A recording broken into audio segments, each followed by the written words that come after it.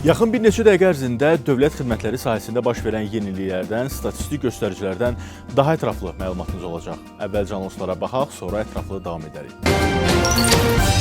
Ötən həftənin statistikası: nə qədər müraciət cavablandırıldı? Miqrasiya Orqanları Rəhbərləri Şurasına üzv dövlətlərin miqrasiya sahəsində fəaliyyət göstərən orqanlarının yüksək vəzifəli şəxsləri ötən həftə Asan Xidmət Mərkəzinin fəaliyyəti ilə tanış oldular. Asan könüllülərinin hazırladığı Sevil tamaşası maraqla qarşılandı. Yola saldığımız həftə ərzində Asan Xidmət Mərkəzlərindən 213.975 müraciət qeydə alındı. Asan kommunal mərkəzlərinə edilən müraciət sayı 10.809 oldu. Ötən həftə səyyar Asan Xidmət vasitəsilə 4.865 müraciət cavablandırıldı. 108 çağrı mərkəzinə edilən müraciət sayı 17.592 oldu. Yola saldığımız həftə ərzində vətəndaşlara 11.996 viza verildi. Asan ödəniş vasitəsilə 65.396 ödəniş həyata keçirildi. Ötən həftə Miqrasiya Orqanları Rəhbərləri Şurasına üzv dövlətlərin miqrasiya sahəsində fəaliyyət göstərən müvafiq orqanlarının yüksək vəzifəli şəxslərinin rəhbərliyi ilə nümayəndə heyəti, o cümlədən MDB-nin müvafiq orqanlarının və Avrasiya İqtisadi Komissiyasının təmsilçiləri Asan Xidmət Mərkəzinin fəaliyyəti ilə tanış oldular.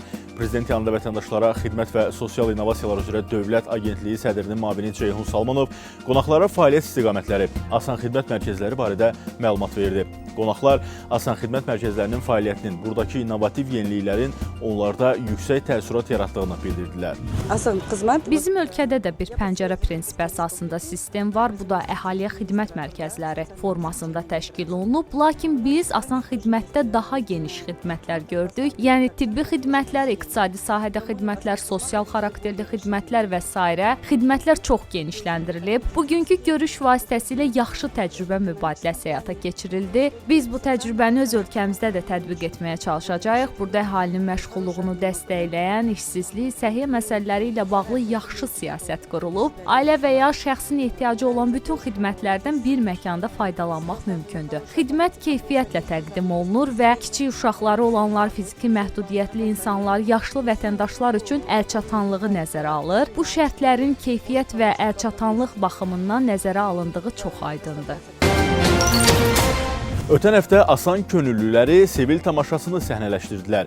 Şəhriyar adına mədəniyyət mərkəzində baş tutan tədbirdə Prezident yanında vətəndaşlara Xidmət və Sosial İnnovasiyalar üzrə Dövlət Agentliyinin sədri Ülvi Mehdiyev, Asan Könüllüləri Təşkilatının sədri Anar Musayev, Asan könüllüləri və digər qonaqlar iştirak elədilər. 16 Asan könüllüsünün hazırladığı Sevil tamaşası 5-ci Asan Teatr Festivalı çərçivəsində ilk tamaşa oldu və qadın azadlığı, ailə dəyərləri və cəmiyyətin dəyişən rolları kimi mövzuları əhatə elədi. Çox uğurlu səhnə alındı.